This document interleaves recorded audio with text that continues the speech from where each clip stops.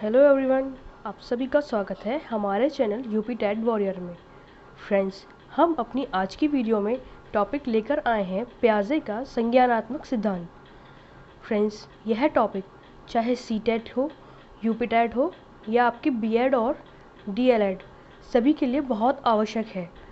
Friends, ज़्यादा समय ना लेते हुए हम अपना आज का टॉपिक शुरू करते हैं। फ्रेंड्स, इस टॉपिक को क्लियर करने के लिए आप हमारी वीडियो को लास्ट तक देखें और इसके एक एक पॉइंट को बहुत ध्यान से समझें। शुरू करते हैं। प्याजे ने अपनी पुस्तक the language of the thought of the child में मानव के अनेक मनोवैज्ञानिक तथ्यों का विश्लेषण किया है। उनके द्वारा व्यक्त किए गए तथ्यों को ही संज्ञानात्मक विकास का सिद्धांत कहते हैं। संज्ञानात्मक विकास से तात्पर्य बालक या व्यक्ति की संवेदी सूचनाओं को ग्रहण करना, उन पर चिंतन करना और उन्हें काट छाँट कर इस लायक बना देना कि वे विभिन्न समस्याओं के समाधान हेतु प्रयुक्त हो सकें। इससे तात्पर्य संवेदी सूचनाएं, जो सूचनाएं हमें संवेदी अंगों जैसे आँख, नाक, कान, हमारी जो ज्ञानेंद्रियां हैं, इनके द्वारा बालक को ग्रहण होती हैं, उन पर चिंतन करना, सोचना, विचारना और उन्हें अपनी उपयोगिता के अनुसार इस लायक बना देना कि जब भी कोई प्रॉब्लम हो, उन सोची समझी सूचनाओं को हम उस समस्या में प्रयोग कर सकें। प्याजे के अनुसार अधिगम कोई यांत्रिक क्रिया नहीं, अपितु बौद्धिक क्रिया है। फ्रेंड्स, प्याजे ने कहा है कि अधिगम को मशीन नहीं कि एक बार शुरू हो जाए तो वो चलता रहे, यह एक बुद्धि के द्वारा नियंत्रित होने वाली प्रक्रिया है। फ्रेंड्स, नोट पॉइंट है इसमें, यह सिद्धांत सरल से जटिल की ओर चलता है। दूसरा, व्यक्ति की संज्ञानात्मक संरचना का विकास इस बात पर निर्भर करता है कि व्यक्ति अपने वातावरण के साथ कौन कौन सी क्रियाएं करता है। तीसरा, इस अवस्था को विकासीय अवस्था सिद्धांत भी कहते हैं। फ्रेंड्स, सरल से जटिल की ओर से मीन होता है कि इसमें जो विकास अवस्था की दी हुई हैं वो सबसे पहले सिंपल और उसके बाद जटिल होती जाती हैं। दूसरा पॉइंट, व्यक्ति अपनी जो भी बातें सीखता है वो इस पर ही निर्भर करता है कि वातावरण में रहकर वह कौन कौन सी क्रियाएं करता है। तीसरा और सबसे इम्पोर्टेंट पॉइंट है, इस अवस्था को विकासीय अवस्था सिद्धांत कहते हैं। यह पूछ लिया जाता है कि विकासीय अवस्था सिद्धांत किसे कहते हैं। आगे बढ़ते हुए सबसे पहली अवस्था आती है हमारी संवेदी गामक अवस्था, सेंसरी मोटर पीरियड।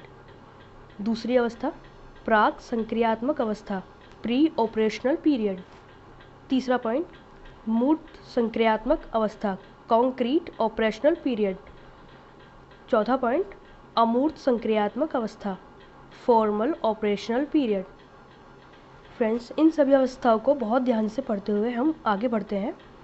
सबसे पहली अवस्था आती है हमारी संवेदी गामक अवस्था।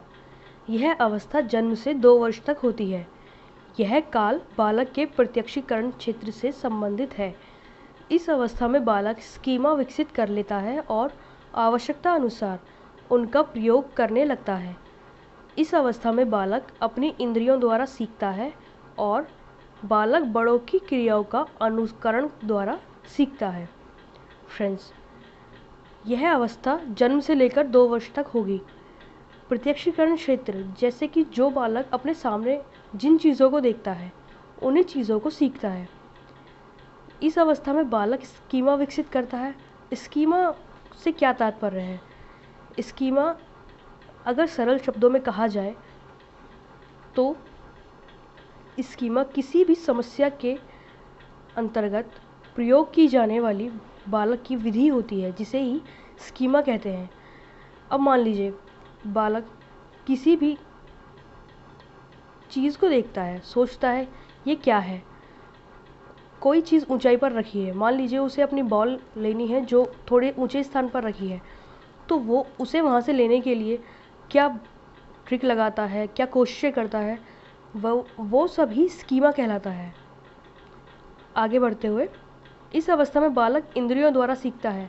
इसका मीन जो बालक करता है अपने हाथों द्वारा, आँखों द्वारा, कानों द्वारा जो सुनता है, हमारी सभी ज्ञानेंद्रियों द्वारा जो भी वह सीखता है वह उसी के द्वारा सीखता है और अपने बड़ों की क्रियाओं का अनुकरण भी करता है। अनुकरण जैसा बड़े करेंगे वैसा ही बालक भी करेगा। अगली अवस्था आती है प्राक संक्रियात्मक अवस्था। यह अवस्था 2 वर्ष से 7 वर्ष तक होती है। इस अवस्था में बालक अपने आसपास की प्राणियों और वस्तुओं में संबंध स्थापित करने लगता है। इस अवस्था में संज्ञानात्मक विकास की 2 प्रमुख विशेषताएं होती हैं। पहली, जीववाद। बालक अपने आसपास की निर्जीव वस्तुओं को सजीव रूप में लेता है। दूसरी, आत्मकेंद्रिता। इस अवस्था में बालक अपने को सही मानते हैं। फ्रेंड्स, इस पॉइंट्स को बहुत ध्यान से समझें। इस अवस्था में संज्ञानात्मक विकास की 2 प्रमुख विशेषताएं हैं। जीववाद से तात्पर्य, आपने देखा होगा बालक अक्सर अपने टॉयज़, खिलौनों से बातें करते हैं, उन्हें ऐसे ट्रीट करते हैं जैसे वो बातें कर रहे हों आपस में, कोई निर्जीव ना होकर सजीव वस्तुएं हों। और दूसरा पॉइंट, आत्मकेंद्रिता। इस अवस्था में बालक सोचता है कि वह जो भी कर रहा है वो सब सही है।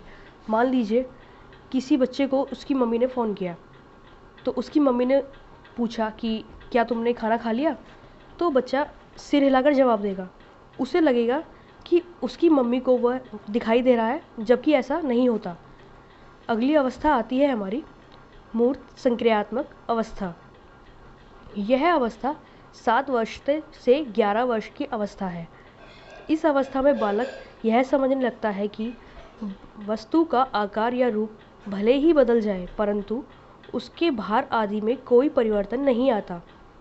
इसी प्रकार वस्तु के आयतन, संख्या, राशि, वजन, मात्रा आदि में कोई परिवर्तन नहीं होता।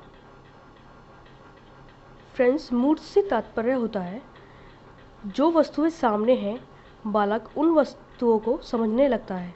मान लीजिए 1 लीटर पानी है जिसे हमने एक ग्लास में लिया हुआ है या एक जग में लिया हुआ है।